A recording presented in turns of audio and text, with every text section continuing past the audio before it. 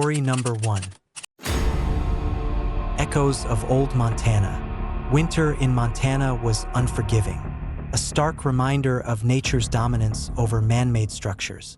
The biting cold wrapped itself around everything, turning the landscape into a monochromatic expanse of white and gray.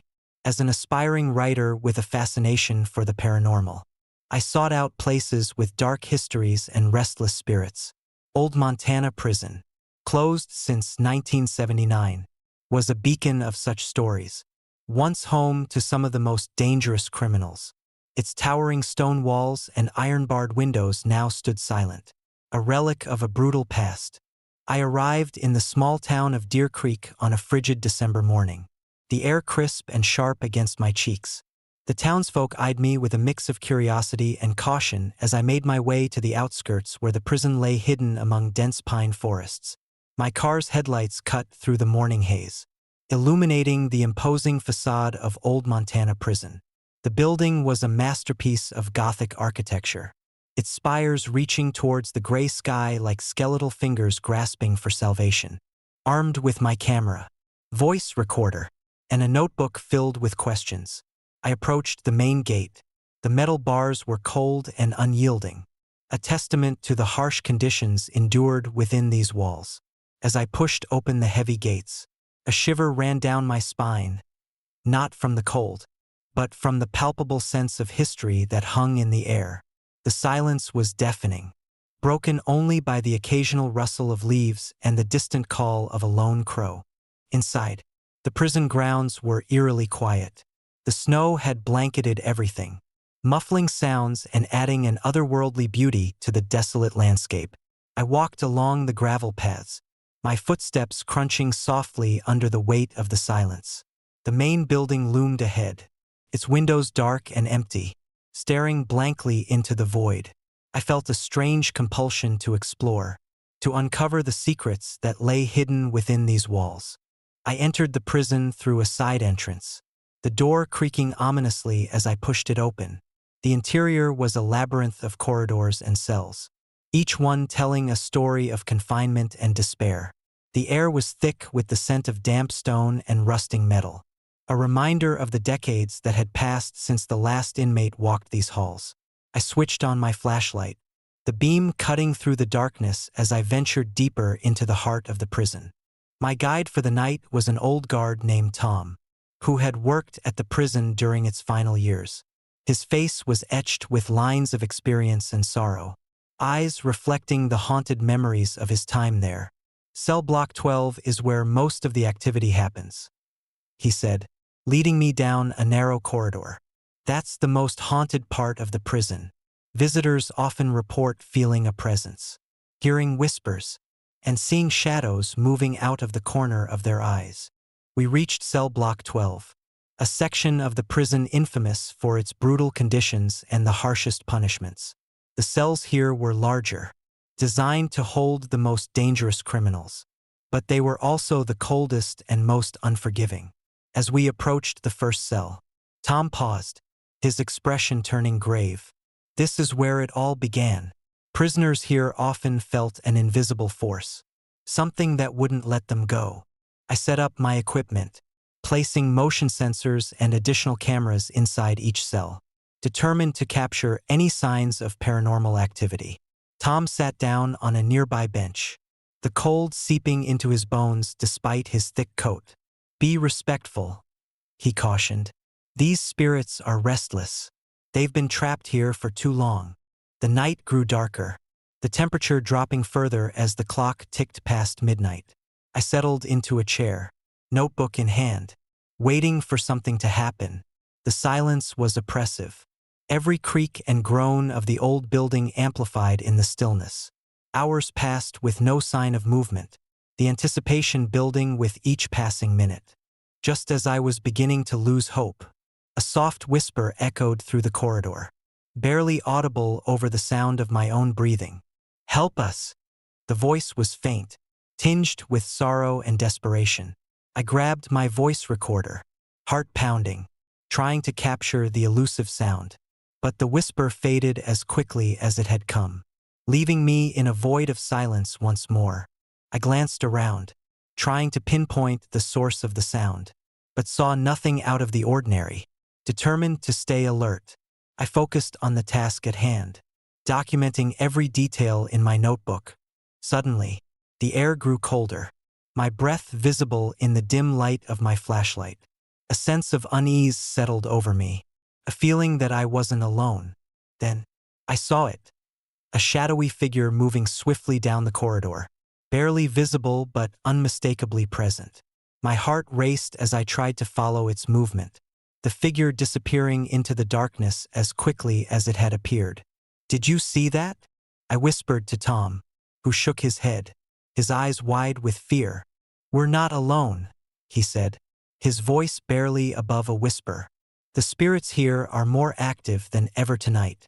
I felt a chill run down my spine as the presence of the spirits became more palpable. The temperature continued to drop, and the oppressive silence was broken by distant sounds, soft footsteps, eerie laughter, and the occasional sharp cry. It was as if the very walls of cell block 12 were alive with the echoes of past suffering. As the night wore on, the activity intensified. Shadows danced on the walls, moving with a life of their own, and whispers turned into voices, overlapping in a cacophony of sorrow and rage. I watched in horror as ghostly apparitions materialized before my eyes. Former inmates, their faces twisted in anguish, their eyes hollow and empty, they roamed the halls, reliving their torment in an endless loop. One figure stood out among the rest, a man with a scarred face and hollow eyes, his expression one of eternal despair. He approached me slowly, reaching out a translucent hand as if trying to grasp something just out of reach. "Remember us," he whispered, his voice echoing through the corridor. "Remember our pain, our suffering." I felt an overwhelming sense of sadness and helplessness wash over me, the weight of their suffering pressing down on my soul. "I will remember," I vowed, my voice trembling. "I will honor your memories." Suddenly, the apparitions began to fade, their forms dissolving into the ether like mist in the morning sun. The whispers softened, turning into a gentle sigh as the spirits found a semblance of peace. The temperature rose slightly, the oppressive atmosphere lifting as if a heavy burden had been lifted from the prison walls. As dawn broke over the horizon, the first light of day pierced through the broken windows of cell block 12, casting long shadows and illuminating the desolate beauty of the old prison. Tom and I stood in silence, the events of the night leaving a profound impact on us both. "I think we did it," Tom said quietly, a hint of relief in his voice. "Maybe now they can finally rest." I nodded, feeling a deep sense of fulfillment. The spirits of old Montana prison had shared their stories, their pain, and their sorrow, and in doing so, had found a way to move on. As we left cell block 12, the building seemed less foreboding, this dark history now acknowledged and honored. Driving away from the prison, the sun rising over the snowy landscape, I reflected on the night's events. The old Montana Penitentiary was more than just an abandoned building. It was a place where the echoes of the past lingered, reminding us of the importance of remembering and honoring those who had suffered within its walls. The spirits of cell block 12 were no longer restless, their stories told and their memories preserved. In the days that followed, I wrote extensively about my experience, sharing the haunting yet beautiful tale of old Montana prison. The story resonated with readers, drawing attention to the importance of empathy and remembrance in the face of history's darkest chapters. The legends of the penitentiary took on a new meaning, a testament to the enduring power of memory and the human spirit's capacity for compassion. Every winter, as the first snowflakes begin to fall and the winds whisper through the dense pine forests, I think back to that fateful night at old Montana prison. The image of the haunted cell block 12, the sorrowful apparitions, and the haunting whispers serve as a poignant reminder of the thin veil that separates our world from the next. And as long as there are stories to be told and souls to be remembered, places like old Montana Penitentiary will continue to echo with the whispers of the past, forever entwined with the shadows of history. Story number 2. Echoes from the Hole. Winter in Ohio had a way of sneaking up on you. The nights grew longer, and the chill settled deep into the bones. A relentless reminder that spring was still months away.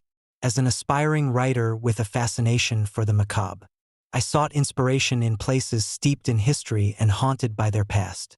The Ohio State Reformatory, infamous for its brutal conditions and immortalized in The Shawshank Redemption, was my destination. Closed since 1990, its imposing Gothic architecture stood as a silent sentinel over the town, whispering secrets of the tormented souls once confined within its walls. I arrived on a frosty December evening, the setting sun casting long shadows across the snow-covered grounds. The reformatory's towering spires and thick stone walls loomed ahead, their grandeur marred by years of neglect. Armed with my camera, notebook, and a healthy dose of skepticism, I stepped through the rusted gates, the cold air biting at my skin. The place was still, the only sound the crunch of my footsteps on the gravel path leading to the entrance. Inside, the reformatory was a labyrinth of echoing corridors and abandoned cells, each corner holding the potential for untold stories. My guide, an elderly man named Thomas, had been a guard here before it closed. His eyes held a mixture of nostalgia and fear as he led me through the desolate halls, recounting tales of the most haunted area, the Hole. The Hole, he whispered, as if the very mention of it would summon the spirits, was where they kept the worst of the worst. Solitary confinement at its peak. Men spent years in complete isolation, their minds unraveling, their souls left to wither in darkness. We approached the entrance to the Hole, a fortified section of the prison designed to break the spirit of any inmate. The air grew colder as we stepped inside, the oppressive silence weighing heavily on me. Thomas paused, his flashlight flickering as he pointed to the end of the corridor. "Cell block 12, he said softly.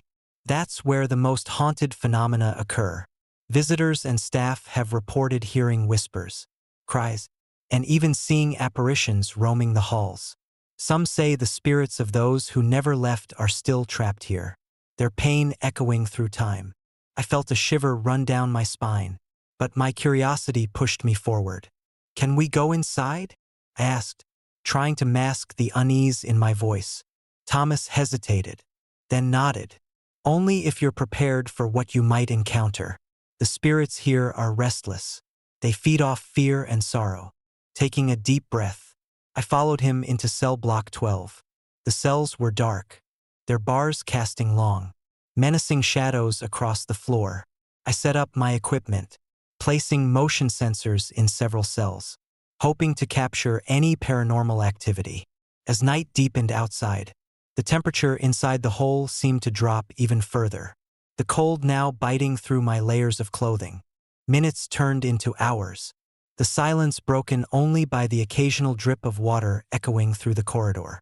I sat down on a cold metal bench, my notebook open in front of me, pen ready to capture any significant occurrences. Just as I was beginning to lose hope, a faint whisper reached my ears, almost indistinguishable from the ambient noises. "Help us!"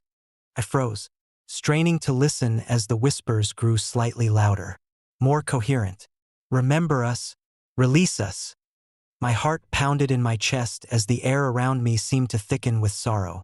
I glanced up, my flashlight beam sweeping the hallway, but saw nothing out of the ordinary. Shaking off the fear, I convinced myself it was just the wind or my imagination playing tricks in the oppressive silence. Suddenly, the door to one of the cells slammed shut with a deafening bang, the sound reverberating through the block. I jumped to my feet, my flashlight flickering wildly. "Thomas, did you hear that?" He nodded grimly. "It's not uncommon. The spirits here aren't always pleased with intruders." As we moved towards the source of the sound, the temperature plummeted further, my breath visible in the frigid air. The whispers intensified, swirling around us like an unseen force. "Stay with us. Don't leave us."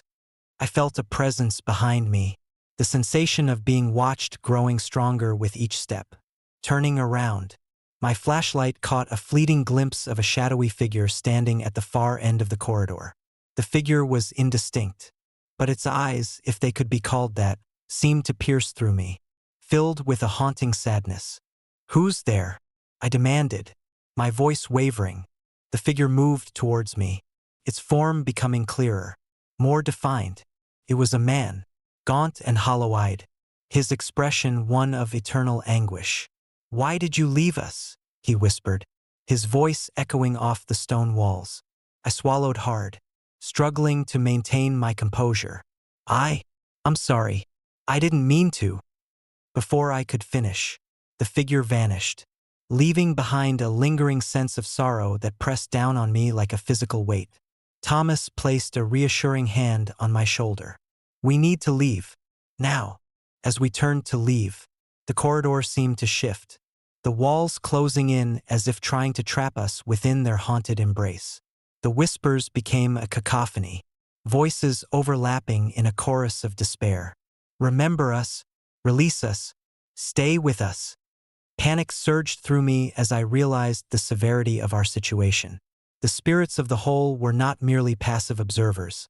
They were actively trying to keep us there, to drag us into their eternal torment. I struggled to keep calm, focusing on the task at hand. "Thomas, how do we get out of here?" I asked urgently.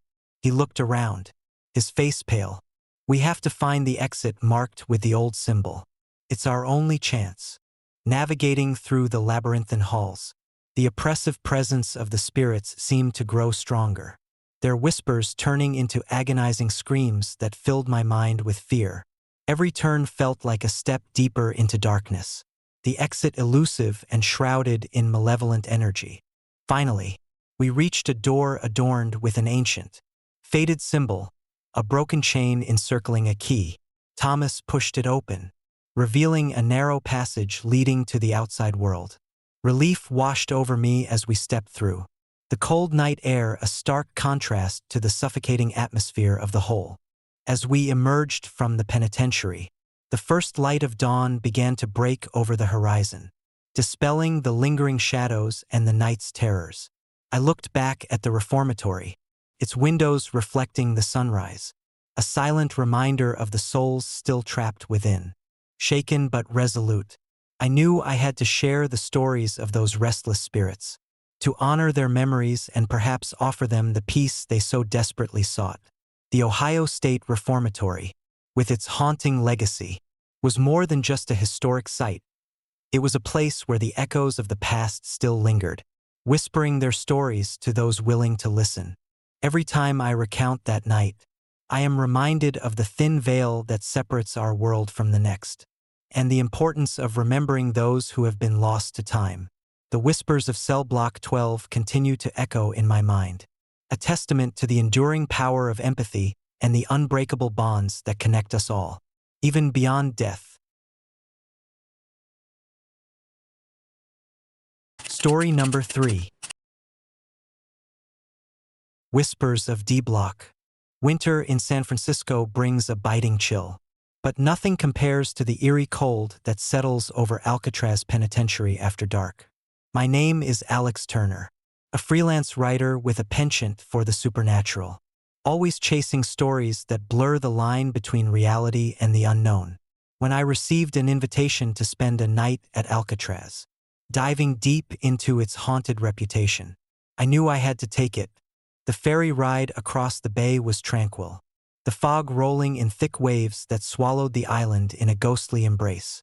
As Alcatraz loomed closer, its imposing silhouette against the winter sky sent a shiver down my spine. The prison, once a formidable fortress, now stood as a relic of a bygone era, its stone walls whispering secrets of the past. Upon arrival, the guide briefed us on the rules: respect the history, stay in designated areas, and most importantly, keep to the schedule. But as the night grew darker, an unspoken invitation to explore beyond the boundaries tugged at my curiosity. Ignoring the warnings, I ventured towards D Block, the most notorious section of the prison. Known for its brutal executions and violent history, the halls of D Block were narrow and claustrophobic. the cold air thick with the remnants of despair. My flashlight pierced the darkness, illuminating cells that had housed some of the most infamous inmates. The silence was oppressive, broken only by the occasional drip of water echoing through the corridors. As I approached one of the old cells, a sudden chill enveloped me, and the temperature seemed to drop several degrees in an instant. I set up my equipment, placing motion sensors and an EVP recorder to capture any paranormal activity. The history of D-Block played in my mind, stories of prisoners who never found peace, their restless spirits lingering within these walls. Determined to uncover the truth, I sat down, the weight of the prison pressing down on me. Minutes turned into hours, the silence growing heavier with each passing moment. Just as I was beginning to lose hope, a faint whisper echoed through the corridor. "Help us!" The voice was barely audible, but unmistakably human. My heart raced as I listened intently, trying to capture the words. Suddenly, the sound of footsteps resonated from the end of the hall. Slow, deliberate steps that seemed to move in sync with my pounding heart. I turned my flashlight towards the source, but saw nothing, only shadows dancing on the walls. The whispers intensified, blending with the footsteps into a haunting melody of sorrow and pain. A cold gust swept through the corridor, causing my flashlight to flicker.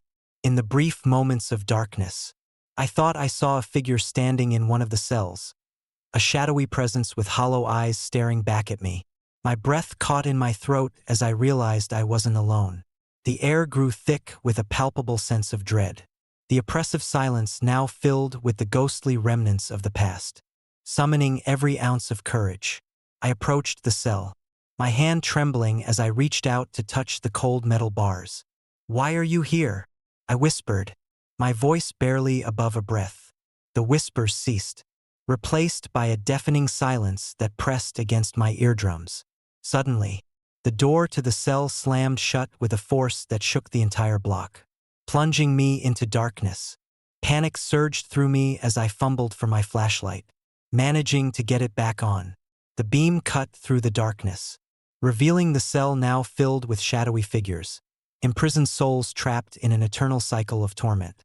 Their eyes, empty and void, stared into mine with an unspoken plea for release. The room seemed to close in around me, the walls pulsating with an unseen energy that threatened to consume me. One figure stepped forward, a man in an old-fashioned uniform, his face twisted in anguish. "We are forgotten," he intoned, his voice echoing through the halls like a mournful dirge. "Remember us." Tears welled in my eyes as the realization hit me. The spirits of D-Block were reaching out, longing to be remembered and honored so they could finally find peace. "I will remember your stories," I vowed, my voice steady despite the fear gripping me. As if responding to my promise, the oppressive energy began to lift, the shadowy figures fading into the ether, their whispers turning into a harmonious lullaby that filled the room with a sense of calm. The door to the cell creaked open once more, releasing me from the haunted confines of D-Block. I stood there, shaken but resolute, knowing that I had played a part in giving these lost souls the recognition they deserved. Leaving Alcatraz that night, the first light of dawn breaking over the horizon, I felt a profound sense of fulfillment. The haunted halls of D-Block had shared their stories, and in doing so, had found a path to peace. As I boarded the ferry back to the mainland, I looked back at the prison, now bathed in the warm glow of morning light, a stark contrast to the cold darkness of the night. The experience at Alcatraz became the cornerstone of my writing, a tale of redemption and the enduring power of memory. Visitors and locals alike resonated with the stories I shared, honoring the legacy of those who had been forgotten by time. Every time I think back to that night in D-Block, I am reminded of the thin veil that separates our world from the next, and the importance of remembering the souls that linger in the shadows. And so, the whispers of Cell Block 12 continue to echo, not as remnants of fear, but as a testament to the resilience of the human spirit and the unbreakable bonds that connect us all, even beyond death. Story number 4. Shadows of solitary. Winter in West Virginia was relentless. The biting cold seeped through every crack and crevice, transforming the landscape into a frozen tableau of white and gray. As an aspiring paranormal investigator, I was drawn to places with dark histories and restless spirits. The West Virginia Penitentiary, infamous for its brutal executions and violent past, stood as a monument to suffering and despair. Closed in 1995, the penitentiary had long been abandoned, its decaying walls now a playground for those fascinated by the supernatural. I arrived on a bleak December afternoon, the sky heavy with dark clouds threatening a snowstorm.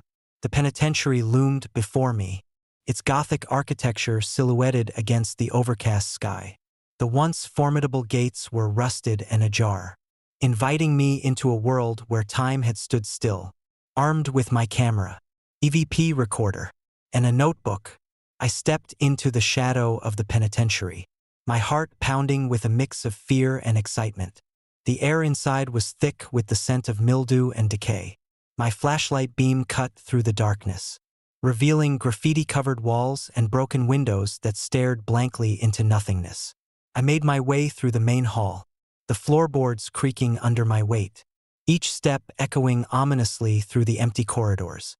The stories of brutal punishments and inhumane conditions whispered through my mind, adding to the oppressive atmosphere that hung heavy in the air.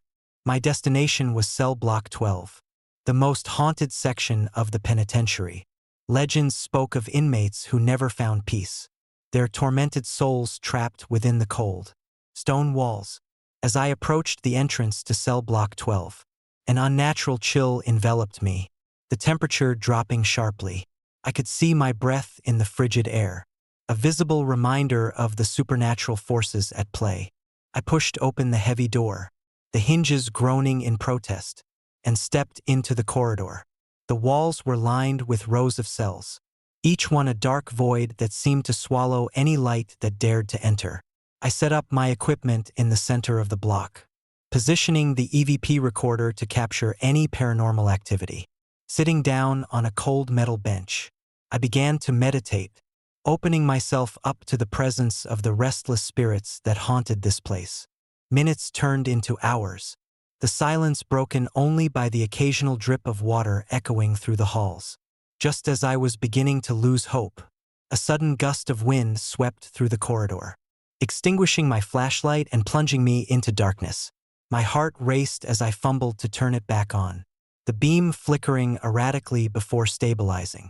In the dim light, I noticed movement at the end of the hall, a shadowy figure slowly making its way towards me.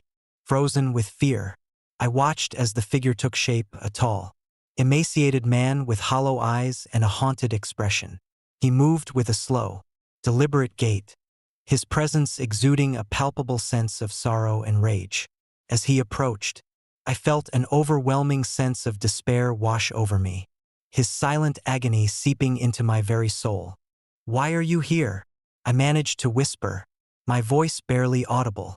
The figure stopped just a few feet away, his eyes locking onto mine with an intensity that sent chills down my spine. He opened his mouth, but no sound emerged, only a deep, unrelenting silence that spoke volumes of his eternal suffering.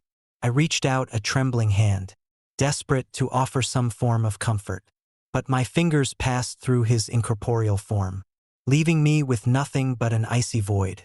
Suddenly, the corridor around me seemed to warp and distort, the walls closing in as the temperature plummeted further. The shadows danced menacingly, and the whispers of the past grew louder, filling the air with fragmented memories of pain and anguish. I could see flashes of the penitentiary's dark history, brutal beatings, solitary confinement, and the desperate cries of inmates longing for release. The apparition began to fade, his form becoming more translucent with each passing second. "Remember us," the silence seemed to convey, a plea for acknowledgement and remembrance. "Honor our suffering." As he vanished, the oppressive atmosphere lifted slightly, but the echoes of his sorrow lingered, a haunting reminder of the lives lost within these walls. I sat there, shaken to my core, realizing the depth of the penitentiary's tragic legacy. The spirits of Cell Block 12 were not merely echoes of the past. They were entities bound by their unending torment, seeking recognition and peace that had long been denied. Determined to honor their memory, I left the penitentiary with a renewed sense of purpose. I spent the following weeks researching the history of West Virginia Penitentiary, uncovering stories of lost souls and unspeakable horrors that had taken place within its confines. I interviewed former guards, historians, and local residents, piecing together the fragmented narratives that had fueled the legends of haunted Cell Block 12. My experiences within the penitentiary became the foundation of my first book, a chilling account of the restless spirits that haunted one of America's most infamous prisons. As I wrote, I felt a deep connection to the souls I had encountered, their pain and suffering etched into every word I penned. The book resonated with readers, drawing attention to the importance of remembering and honoring those who had been forgotten by history. Years later, as I stand before a new generation of paranormal enthusiasts, sharing the stories of West Virginia Penitentiary, I am reminded of that fateful winter night. The shadows of Cell Block 12 may have faded, but their whispers continue to echo through the halls of my memory, a testament to the enduring power of empathy and remembrance. And as long as there are stories to be told and souls to be remembered, the legacy of West Virginia Penitentiary will live on, forever entwined with the shadows of the past. Story number 5. Whispers of Cell Block 12. Winter in Philadelphia was unforgiving, turning the city into a monochromatic landscape of gray and white. The chill seeped into every crevice, and the biting wind carried with it the echoes of a past long forgotten. As an aspiring paranormal investigator, I had always been fascinated by places steeped in history and mystery. Eastern State Penitentiary, with its towering Gothic architecture and notorious reputation, had been abandoned since 1971. The sprawling, decaying halls were said to house restless spirits, and one area in particular, the infamous Cell Block 12, was rumored to be the epicenter of the prison's darkest hauntings. Driven by curiosity and a desire to uncover the truth behind the legends, I decided to spend a night within the penitentiary's walls. Armed with my camera, a flashlight, and a notebook, I ventured into the heart of the old prison, the heavy iron gates creaking ominously as I pushed them open. The air inside was thick with dust and the scent of decay, the remnants of a bygone era frozen in time. Navigating through the maze of corridors, I couldn't help but feel the weight of history pressing down on me. The cell blocks, once bustling with inmates and guards, now stood silent and forlorn, their windows shattered and walls scarred by years of neglect. Cell Block 12 loomed ahead, its entrance marked by a heavy iron door that seemed to pulse with an eerie energy. As I stepped inside, the temperature dropped sharply, my breath visible in the dim light. The hallway stretched before me, lined with rows of cells that seemed to whisper secrets from the shadows. I switched on my flashlight, the beam cutting through the darkness as I approached the center of the block. The air was thick with an unsettling silence, broken only by the distant drip of water and the faint echo of footsteps that seemed to come from nowhere. I set up my equipment in the main hall, placing motion sensors and cameras at strategic points. Determined to document any paranormal activity, I settled into the cold, hard floor, my heart pounding with a mix of fear and excitement. Hours passed in tense anticipation, the night stretching on with no sign of movement. Just as I was beginning to doubt the stories, a sudden chill swept through the hall, the temperature dropping to an uncomfortable cold. A soft whisper echoed through the corridor, indistinct but undeniably present. My heart raced as I strained to listen, the whispers growing louder and more coherent. "Help us! Remember us!"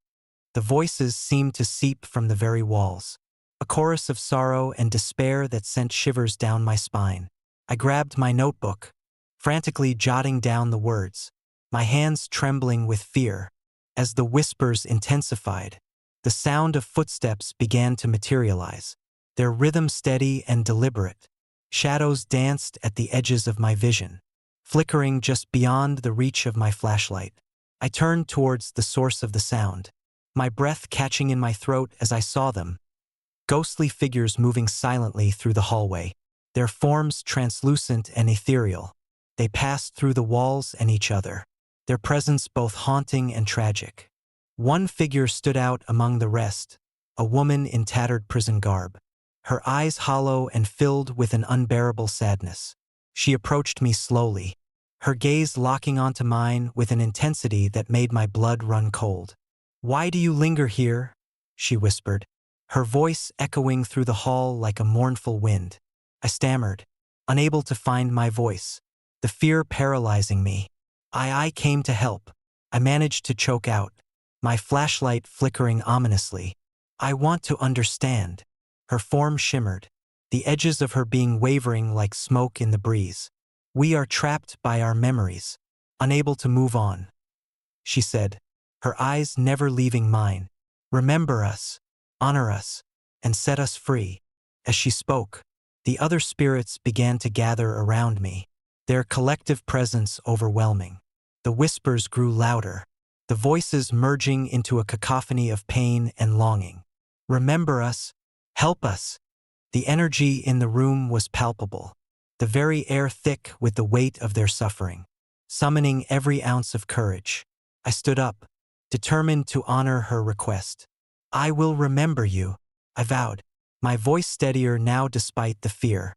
"I will tell your story, ensure that you are never forgotten." A sense of calm washed over the hall as the spirits began to fade, their forms dissolving into the ether like mist in the morning sun.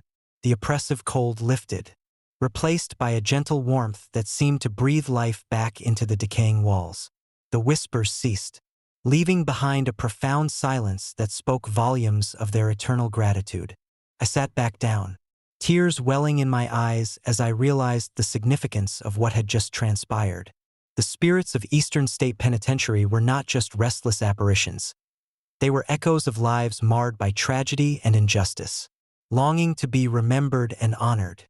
As dawn approached, the first rays of sunlight filtered through the broken windows, casting a hopeful glow over the haunted halls. Leaving the penitentiary, I felt a deep sense of fulfillment, knowing that I had played a part in bringing peace to the restless souls of Cell Block 12. The legends were true, but they were more than just tales of fear. They were stories of sorrow, resilience, and the enduring human spirit. As I drove away, the old prison stood silent once more, its secrets unveiled but its spirits finally finding the closure they had long sought. Every time I recount that night, I am reminded of the thin veil between our world and the next, and the importance of remembering those who have been lost to time. Eastern State Penitentiary remains a place of haunting beauty, a testament to the power of memory and the unbreakable bonds that connect us all. Even beyond death,